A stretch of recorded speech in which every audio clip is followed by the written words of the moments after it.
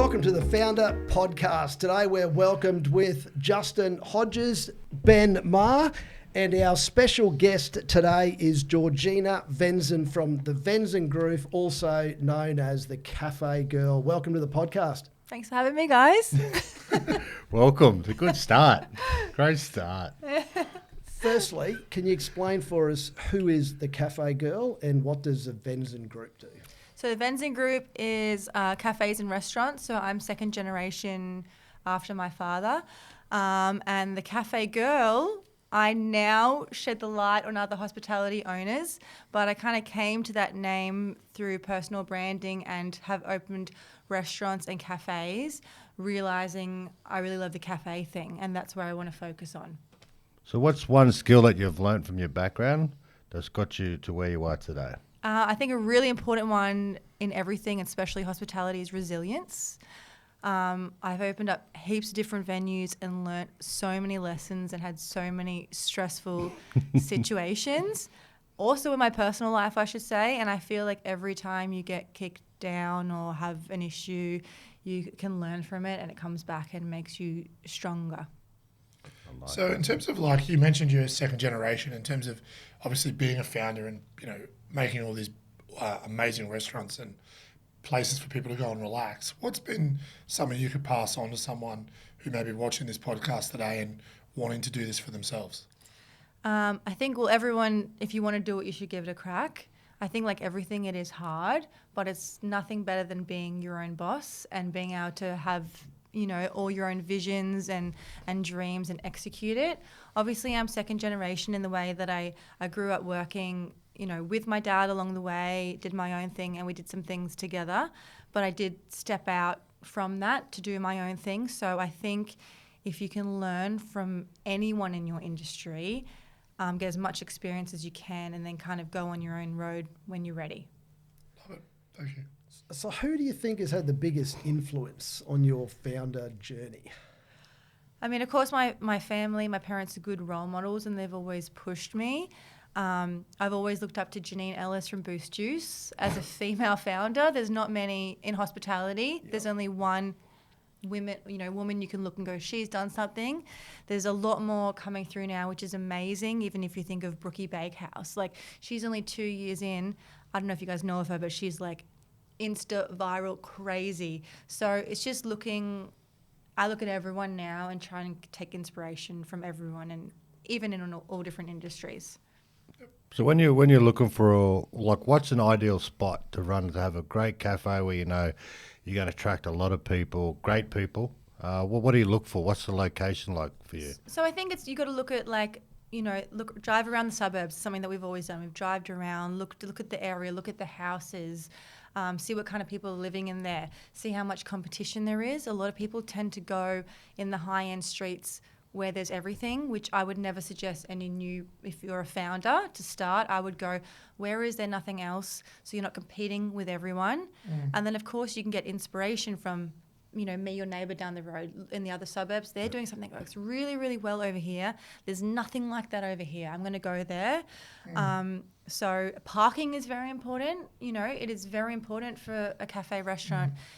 Being family and dog friendly, I'm finding, is a really big thing. Davella and Citron are al fresco, whereas Pawpaw is not. So people can't bring their dogs. And the dogs are people's children these days. So I think that is really something to consider. Not yours, but it is, you know, it is something important that I've learned along the way. Are you a cat man? Definitely not a cat man. No, so which one's Pawpaw? So that one's no pets allowed. So well, it's not. It's just because we're indoors. So yes. Pawpaw's in Wollongabba. It was my first baby, 14 years old. It's Great inside. Spot. Thank you. Yeah, that's where I'd go. Yeah. No animals, mate. No. The good thing about Pawpaw, it's closed in, so it's air conditioned. Oh, so in the summer, it's great. Whereas Davella and Citron at the moment, with the weather being perfect and people want to be outside, they're going to pivot towards a location like that. So all these things kind of come into play for location, you know. I'm more of an inside person, as you can tell. I don't really need a tan, so. Well, then I see you at Pawpaw. I've got to give Pawpaw a plug. They have the best cold brew coffee. You love it. I love it. Absolutely love it. What is it? Cold brew. What's that? Just like a straight long black. But cold. And So- made a bit differently. Okay. Yeah. So obviously this podcast is about being a founder, but having been to Paw myself, I can actually give it a plug as well. I actually had a meeting there, and it was a really the staff were really super respectful, and they were able to tell that I was in a meeting, and so the way they approached and the way they interacted. So I guess we were obviously all talking about the positives of being a founder, and you did allude to the fact that you have there's been tough days and challenging days and all of that.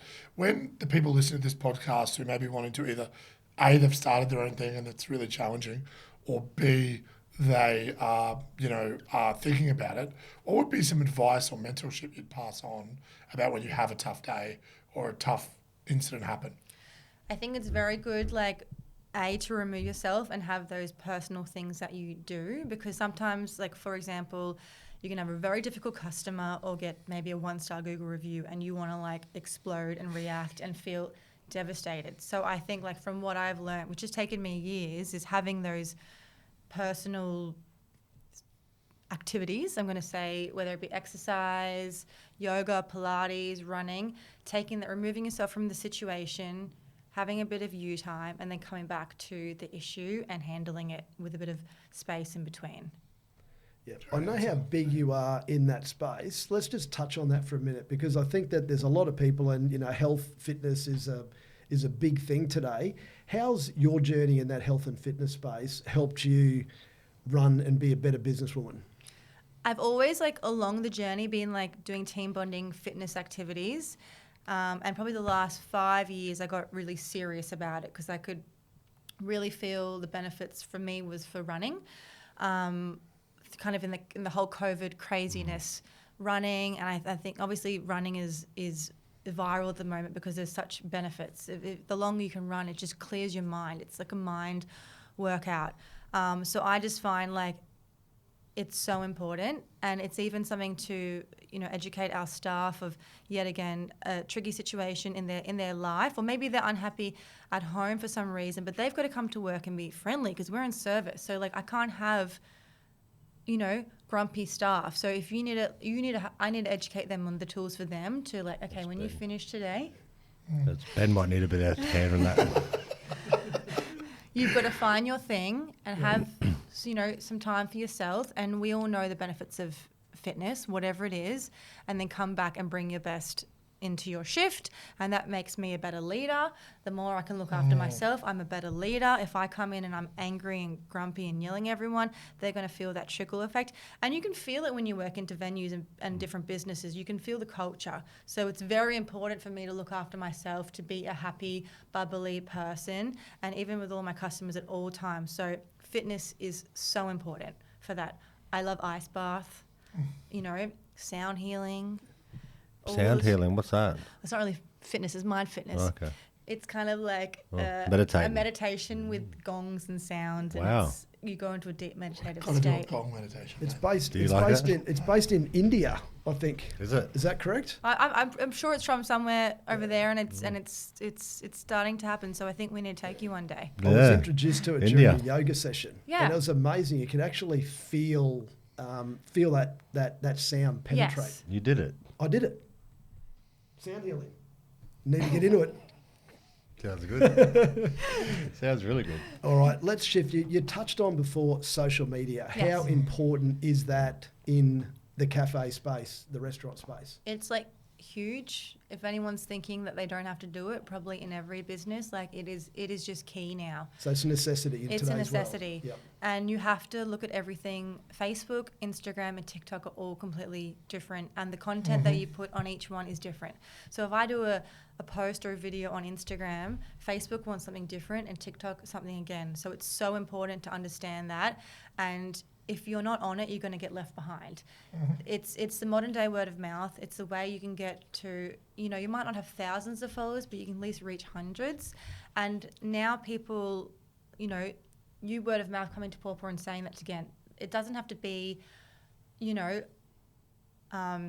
blank. I'm trying to get my words out here properly. That's people are sharing, you're uploading your photo at a restaurant, and that is the modern day word of mouth. Absolutely. So the more you can be with it and understanding it, it's going to be proactive for your business. Just good. So just touch on social media. How important is staff, like hiring the right people, just in case I might need a job soon? Like what's the criteria that you have, or what's the process that you go through to make sure that you got the right staff for the right place? So a lesson that I learned is as we grew, I brought someone in for a minute and let them hire the staff, and it wasn't coming through the people that I wanted, and then we had some issues. So I've learned from that time, which was probably only 6 months out of my 15 years of doing this now, I interview everyone and I hire them. And sometimes the team might hire maybe a junior staff member, but I meet them straight away because I can figure out the vibe. We're big on culture, on attitude and vibe now. We can teach you to clear plates. I can teach you the menu, but we can't teach you to be, smiling and happy and love people. So culture is super important. So just on that, it's a representation of us. how would you describe your culture? How is the Venzin Group culture? Is there a way of trying to put that into words? We're happy and fun and easygoing, and I say like at Davella, we have all the teams. We have very young staff, like it's their first job, and I'm like, guys, just have fun. You're putting croissants in a bag, like it's not stressful. Just be smiling while you do it. If you make a mistake and you're kind about it, customers understand. Yeah. So it's just about kind of radiating that energy. So for anyone else who's out there and they're hearing this story and they're hearing this journey and they want to start a business, start something in, whether it's customer service, whether it's an online business, what would be a piece of advice that you would give to those people that are looking to do that? I think everyone's always willing to help. So if you can find someone in the industry that you want to be in, reach out to them. Ask them for coffee, ask them questions, see if you can shadow them for a day, work in their business, and make sure you get the feel, dip your toe in to what you want to do, get the feel for it, make sure you love it, and then I think those people will help you along the way.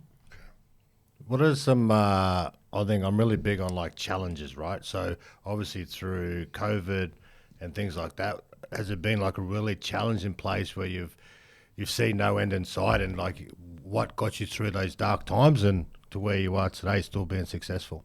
Like COVID was huge, obviously. Like we, at a point where, business was good, and then we went to like poor, and our businesses went to zero dining.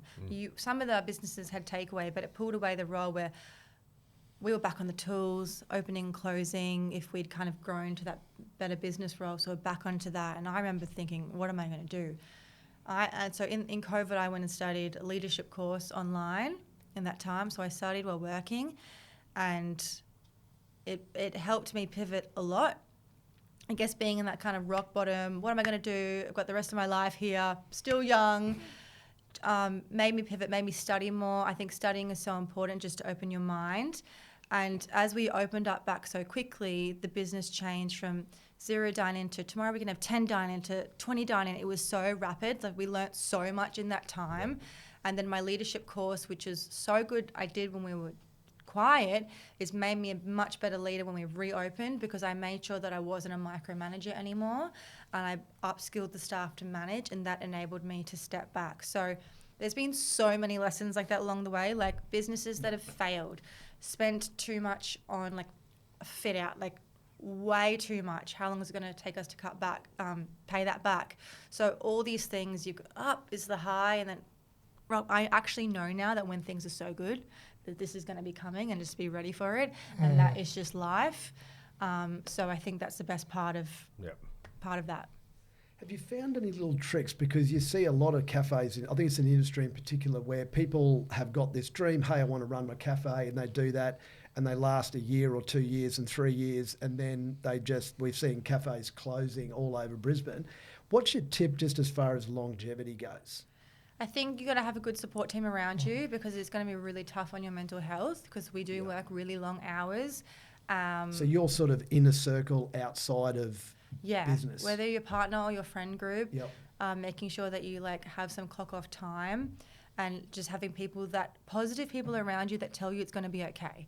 Yep. If you've got a negative friend circle, why are you doing this? You should give up. It's not going to be good for you, because it does take time for any business to survive or thrive. That's like, there's the facts out there. I don't know, 3 years now, what it is. it's going to take time. So you need to have a supportive family and friend group. Stick in there, you'll get there. Yeah. And even to people that it's like, look, and if it doesn't work out, that's okay. It doesn't kill you. You know what I mean? You can start again. So I think that's important to, give it a crack and have a good team around you to support you personally. What about innovation? Because I think if you can share a couple of stories during that COVID time as well, that you did a few things out of the box. I think you were selling some stuff out on the street at one stage. Maybe Davella? Yeah, I think that was it. Well, we did the pop-up bakery. That's it? At Paw Paw. So Paw Paw lost its customers. We did a pop-up bakery. That went really well. It's like, hey, this is working. People like pastry. Yep. I hired a pastry chef just for COVID, and because she wanted to go back to her other job, and we were doing pastry, and that just was growing and growing and growing. From there, I went and opened up a patisserie. So that was a big pivot of like being low to high. What was your question though? And just from an innovation perspective. Food businesses, I feel like we have to constantly be innovative, especially now with social media and trends. Yeah. It's actually important, as annoying as it is and people hate it because it's kind of gimmicky. We've got to always have that hook to get you in. So Davella is a perfect business model for that. It's a patisserie. We do croissants, donuts, bread. But every weekend we do a weekend special. And it's an extravagant croissant, and it's only for that weekend. So it creates that like demand, so you have to come back. And then regulars, if you live locally, every time you come back, there's going to be something new. Yep. It is exhausting because you've got to constantly be creative, but you can also recycle recipes and ideas. But it is very important to be creating that demand. Yeah. So is it the same with your menus inside? It's different, like Paw Paw and Citron breakfast menus. You have to have the fundamental eggs on toast, bacon and eggs breakfast burger. So you can only play around with a certain part of the menu. So when the chefs want to change everything, we can't. If there's 10 dishes, we can kind of change 4. So that is different, but they still need to then have their hook. So like we're about to launch something new at Citron next week, and that will only run for 3 months. It's a special drink, and then we'll do something again in the new year, and just doing that at every venue. What does success look like for you as a business owner? Freedom. Yep. Now, I worked finished school, university, got stuck into this, and I've just worked crazy like the last 15 years. So I'm excited now to have, my core business is working. I have a great team. I can sleep in the morning. There's no alarm like when I had to open up the store, those kind of days. I get to do fun stuff like this, booking more travel. I still love my business. I wouldn't not want to have it because it's so fun being creative, but just having more that time now and that lifestyle that I can kind of choose my own day. What about through your journey? Is there anything you would change? Or just keep it the same? Or like knowing what you know now to knowing what you could have known back then, would you change anything or keep it all the same? I keep it all the same, but there's so many lessons that I can teach people of not what to do. So that is what I'm stoked to look back and go, I wouldn't have done that, but it made me learn everything that I have. Can you share just on that, what do you think are some of your biggest mistakes that you made? Is this business or personal? Business. Spending too much on fit outs, for sure. Yep. So overcapitalising on that. Overcapitalising. Yep. So, and that's ego. That is ego of having a fancy, brand new, shiny cafe or restaurant. Yep. When I started, we were flipping and we were DIYing and just painting and fixing things up, and that worked, and we'd make back money and within, a quick time frame, and it was no stress because you didn't have this overhead. So that's probably the biggest thing, and I say to everyone when they're starting, just start small, spend what you have. When you make a little bit of money, then install that booth seating that you wanted or that upgrade. Don't go all in and at the get-go, just slow little steps of growth. So you would have seen a little bit of that with some competitors around the traps where they open up this nice new shiny cafe and they've gone and spent a bomb, and you think, well, hey, it's only going to be a matter of time. Yeah, I can see it now, and I'm like, I don't want to be them. But I've been them. Like at Melrose, we spent way too much. And then, when I sold that, I had a huge loss. So it's also good because now I look at big fancy shiny restaurants that I used to I want one of those. I'm like, I'm just so happy not to be doing this. You can have that stress. Yep. So happy not to pay for the fit out. Yeah. So what else motivates you? Like what gets you out of bed every morning to be successful and to keep doing what you're doing? I'm so lucky that, I'm working with people all day, every day, and I get to create a really happy work culture.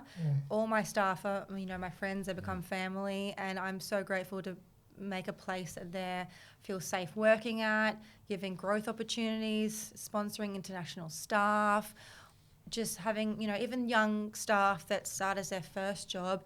I have so many, 14, 15-year-olds that come in so shy, and they're so scared. And within a year, they're like confident, bubbly boys and girls. And that's like the best feeling of seeing that growth. Yeah. And it just makes it so rewarding that you can just do it over and over.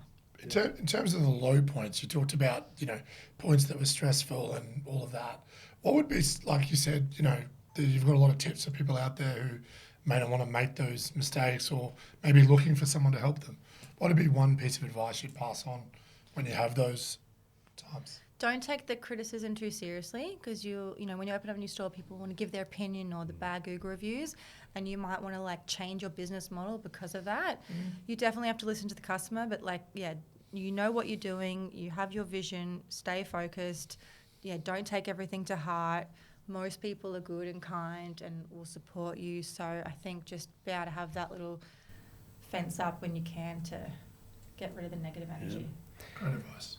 Where is Georgina 5 years from now? Traveling the world. No, I'm still here. I'm still doing this.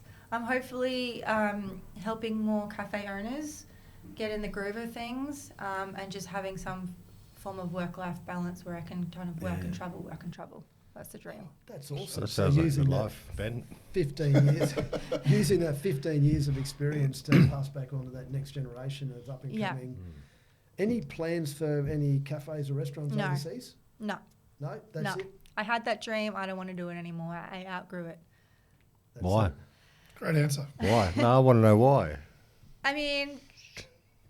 Bali is always exciting for everyone, but it's quite difficult. You can make a lot of money there, but it's also very complicated. And then, of course, it'll pull me from my businesses here. So I think with age and experience, I've just learned to stay focused and keep focusing and keep my business. It's hard enough here. Keep them working good, make them more profitable, improve them, make us the best we can be in the industry, and then kind of the other feathers of branches will come off from there. We're about to jump into those quick fire questions Okay. in a minute. Magnuses. Any Magnuses. final comments, though, Benny? Or Ben, you got something, mate? Yeah, no, absolutely. Look, I think in terms of someone who's obviously, taken what was built and then transformed it into your own thing, whether you're starting something new or you're piggybacking off something else or you're working with your family or working with friends, what's the piece of advice to someone out there looking to become a founder?